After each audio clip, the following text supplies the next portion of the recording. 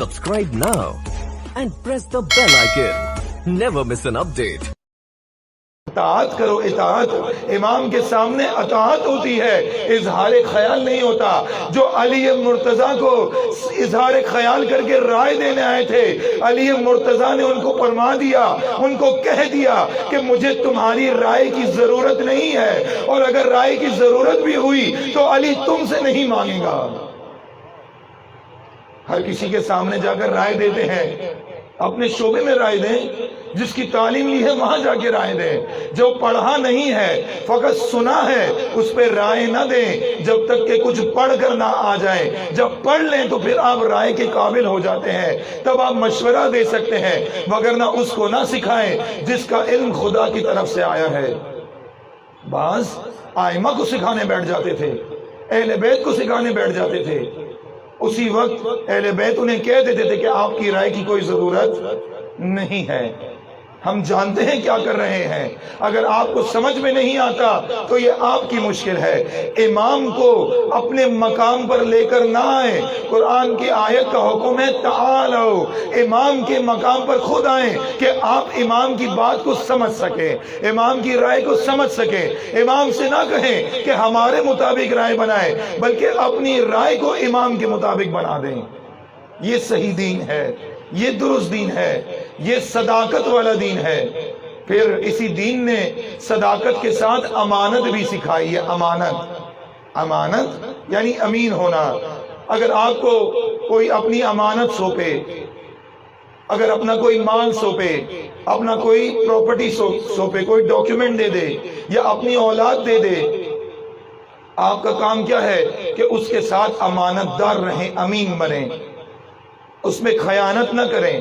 اگر کوئی آپ کو اپنا مال دے اور آپ اس کو اپنی مرضی سے خرچ کرنے لگیں، یہ خیانت ہے، یہ خیانت ہے۔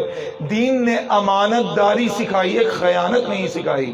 کسی کی پراپرٹی ہے، کسی کی زمین ہے، آپ اپنی مرضی سے تصرف نہیں کر سکتے، اس کو اپنی مرضی سے استعمال نہیں کر سکتے جب تک کہ اس کی اجازت نہ ہو۔ دین نے آپ کو امین بنایا ہے۔ اور اسی طرح اگر کسی کی اولاد آپ کے پاس ہو تو اس کی حفاظت کرنا اور اسے ہر شر و بلیا سے بچانا بھی آپ کی ذمہ داری ہے۔ میں دین سے مثال لے کر آتا ہوں، دین کس طرح ہمیں امانت دار بناتا ہے۔ ایک ایسا بھی تھا جس کو دین نے امانت دار قرار دیا، امین قرار دیا۔ وہ کون تھا؟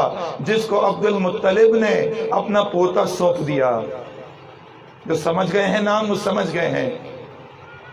محمد کو سونپ دیا کہ اب سے اس کا خیال آپ نے رکھنا ہے۔ محمد جب ان کے پاس آ گئے تو انہوں نے محمد مصطفیٰ کا اس طرح سے خیال رکھا کہ انہیں ہر شر و بلیا سے بچایا۔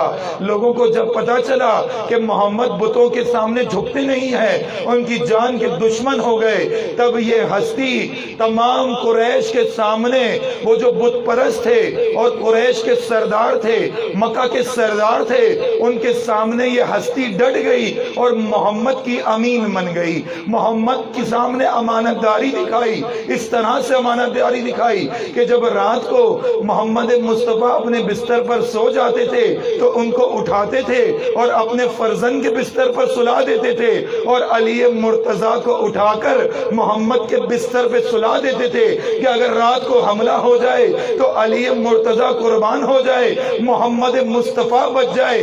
یہ امین، یہ امانت دار کون تھا؟ جس کو دین نے ابو طالب، آپ نے کئی مجلسوں کے اندر ابو طالب کا ایمان سنا ہے۔ ابو طالب کا ایمان ثابت ہو گیا ہے۔ شاید ہی کوئی چمگادڑ ہو جس تک روشنی نہ پہنچتی ہو، روشنی سب تک پہنچ گئی ہے۔ اب ایمان ثابت ہونے کے بعد ابو طالب کی سیرت بھی سیکھ لو۔ ابو طالب کی سیرت یہ ہے، ابو طالب کا اسوہ یہ ہے کہ دین کے امین بنو، اور اللہ کے دین کو بچانے کے لیے، محمد مصطفیٰ کی حفاظت کے لیے اگر اپنا بیٹا علی مرتضیٰ بھی قربان کرنا پڑے تو اسے رسول اللہ کے بستر پر سلا دو۔ یہ سیرت ابو طالب ہے۔ سیرت ابو طالب بھی سیکھیں۔ یہی سیرت تھی ابو طالب کی کہ جب بھی رسول اللہ پر اور دین پر مشکل آئی، علی مرتضیٰ ہر میدان میں رہا، ہر میدان میں رہا۔ اگر بدر ہے تو دشمن سے پوچھیں علی مرتضیٰ نے کیسے دفاع کیا، کہتے ہیں دائیں سے بھی علی مرتضیٰ تھے، بائیں سے بھی علی مرتضیٰ تھے، سامنے بھی علی مرتضیٰ تھے۔ اگر احد میں پوچھیں تو پھر محمد مصطفیٰ کی حفاظت علی مرتضیٰ کرتے رہے، اور اگر خندق میں آ جائیں تو عمرو بن عبدوت جب خندق پار کر کے آ گیا اور لشکر اسلام خاموش ہو گیا، تب 25 سالہ جوان کھڑا ہوا، اس نے رسول اللہ کی توہین کا جواب دیا، اور کس طرح سے دیا؟ وہ جو توہین کرنے والی زبان تھی اس کو خاکتر کر دیا، اور ایسے ہی موقع پر رسول اللہ نے فرمایا کہ آج کل ایمان کل کفر کے مقابلے میں جا رہا ہے۔ یہ علی مرتضیٰ ہے۔ ابو طالب نے سکھایا تھا علی جب بھی دین پہ وقت آئے میدان میں حاضر رہنا، کبھی چھوڑنا نہیں دین کو۔ جب دین پہ حرف اٹھے دفاع کے لیے پہلے ابو طالب کا خون میدان میں آیا، ابو طالب کا خون آیا ہے۔ یہ ابو طالب نے سکھایا بستر پر سو جاؤ چاہے تلواریں چلنی ہو۔ اور پھر تیسری نشانی، پہلی صداقت آ گئی اور دوسری امانت آ گئی۔ اب میں تیسری چیز آپ کو سکھاتا ہوں۔ اگر دیکھنا چاہتے ہو آپ کے اندر دین ہے یا نہیں تو یہ دیکھو کہ مومنین سے آپ کا بھائی چارہ ہے یا نہیں ہے۔ بعض اوقات مومن اپنے نظریے کے اختلاف پر ایک دوسرے سے الجھ جاتے ہیں۔ نظریے کے اختلاف سے الجھے نہ، آپس میں بات چیت کریں لیکن بھائی چارہ کبھی ختم نہ ہو۔ ہم نے نظریے کے اختلاف پہ ایک دوسرے سے بھائی چارہ ختم کر دیا، اور یہی غلطی ہے۔ جب رسول خدا نے لوگوں کے درمیان دین پہنچایا تو مدینے کے اندر 2 قبیلے تھے، ایک اوس اور ایک خزرج، یہ 2 قبیلے تھے۔ یہ 2 قبیلے وہ عرب کے جہالت کے دور میں ایک دوسرے کی جان پر ہوتے تھے۔ عربوں کی جہالت تو مشہور ہے، پتہ نہیں آپ نے سنی یا نہیں سنی ہے۔ عرب کی جہالت، کبھی گھوڑے پہ لڑ جاتے تھے، کبھی اونٹ پہ لڑ جاتے تھے۔ اتنی سی بات پر سالوں سال جنگ ہوتی تھی کہ تمہارے گھوڑے نے ہمارے کنویں سے کیوں پانی پی لیا۔ اب حیوان غلطی سے چل کر آ گیا، مگر اس بات پہ کہ یہ غلطی سے بھی کیوں چل کے آیا، اس پر جھگڑا شروع۔ حتیٰ چھوٹے حیوان حشرات پہ لڑ جاتے تھے۔ میں شائن شان تو نہیں، لیکن صرف آپ کو اندازہ دینے کے لیے، اس ممبر کے تو شائن شان نہیں، مگر صرف اس لیے کہ آپ کو اندازہ ہو کہ عرب کی جہالت کیسی تھی۔ اس جہالت کے اندر جب وہ ایک دوسرے سے لڑتے تھے اس کا اندازہ دینے کے لیے فقط بیان کر رہا ہوں۔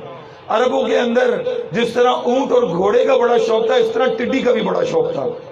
ٹڈی چھوٹا سا حشرہ ہے، دیکھا ہوگا آپ نے، اس پر بھی آپس میں الجھ جاتے تھے۔ ایک مرتبہ کا واقعہ یہ کتابوں کے اندر لکھا ہے، دور عرب جہالت کا دور کا اگر پڑھنا چاہتے ہیں تو ایک علی مرتضیٰ نے بیان کیا ہے نہج البلاغہ میں، وہ بھی پڑھیں، اور باقی تاریخ کی کتابوں میں لکھا ہے، پڑھیں اس کو تاکہ آپ کو اندازہ ہو۔ آج جب آپ ایک دوسرے سے کہتے ہیں جہالت، تو پھر عرب کی جہالت دیکھیں کتنی بڑی ہوئی تھی، مگر وہ بھی خیر امت بنی، تبھی بیان کروں گا۔ ٹڈی پر لڑ جاتے تھے آپس میں۔ ایک مرتبہ ایک عرب اپنے قبیلے میں ٹڈی کا شکار کر رہا تھا، ٹڈی کا شکار ہو رہا تھا۔ اب ٹڈی چھوٹی سی اس کے قابو میں نہیں آ رہی تھی، بھاگتے ہوئے نکلی، دوسرے قبیلے کے خیمے میں گھس گئی۔ دوسرا قبیلہ سامنے، اس کی خیمے میں گھس گئی۔ اب ٹڈی چھوٹی سی آرام سے چلی جا سکتی ہے، مگر پورا عرب تو اندر نہیں جا سکتا، عرب کو تو اجازت چاہیے اندر خیمے میں جانے کے لیے۔ تو وہ دوسرے قبیلے والے سے کہتا ہے کہ میری ٹڈی آ گئی ہے، میرا شکار ہے، مجھے لوٹا دو۔ اب دیکھیں عربوں کا دماغ، عربوں کی ذہنیت دیکھیں۔ وہ دوسرا کہتا ہے کہ اگر میرے خیمے میں آ گئے تو میری مہمان ہے، میں نہیں لوٹاتا۔ ایک کہتا ہے میرا شکار ہے دے دو، دوسرا کہتا ہے میرے مہمان ہے، میں نہیں لوٹاتا۔ بس اسی پہ تو تڑاک ہوئی اور آپس میں بات بڑھ گئی، تلوار نکل آئی، اور ایسی نکلی کہ فقط یہ دونوں نہیں لڑے جو ٹڈی پہ لڑ رہے تھے، پورا قبیلہ آپس میں لڑ گیا، اور 40 سال تک جنگ رہی ان کے درمیان میں۔ جو چھوٹے چھوٹے معاملات پر آپس میں الجھ جاتے ہیں، ان کی مثال ان عرب کے جاہل بدو کی طرح ہے جن کے اندر علم کی روشنی نہیں پہنچی ہے، کیونکہ ان کے اندر وہ مصابیح الدجا نہیں ہے، وہ ہدایت کا چراغ نہیں ہے جس سے اندھیرے دور ہو جاتے ہیں، اور وہ ہدایت کا چراغ اہل بیت علیہ السلام ہے۔ یہ ہدایت کا چراغ جن میں آ جائے وہ چھوٹے چھوٹے مسائل پہ نہیں لڑتے، وہ آپس میں بھائی چارہ رکھتے ہیں، آپس میں دوستی و محبت رکھتے ہیں، مومنین کے دل جڑے ہوئے ہوتے ہیں۔ اوس و خزرج آپس میں گتھم گتھا تھے، آپس میں ایک دوسرے کے خون پر تھے، آپس میں لڑائی کر رہے تھے، مگر جب رسول خدا نے انہیں دین سکھایا، انہیں اللہ کا پیغام دیا، تو وہ جو آپس میں دست و گریباں تھے، اس قدر آپس میں شیر و شکر ہوئے کہ ایک دوسرے پر جان دینے کے لیے تیار ہو گئے۔ جہاں بھی دین ہوگا، جہاں بھی نور ہدایت ہوگا، اس کی نشانی یہ ہے کہ لوگ آپس میں لڑیں گے نہیں بلکہ مل جائیں گے۔ اور کس سے لڑیں گے؟ فقط اللہ کے دشمن سے لڑائی ہوگی، فقط وہ دشمن ہوگا جو اللہ کا دشمن ہے، جو رسول اللہ کا دشمن ہے، جو ولایت کا دشمن ہے۔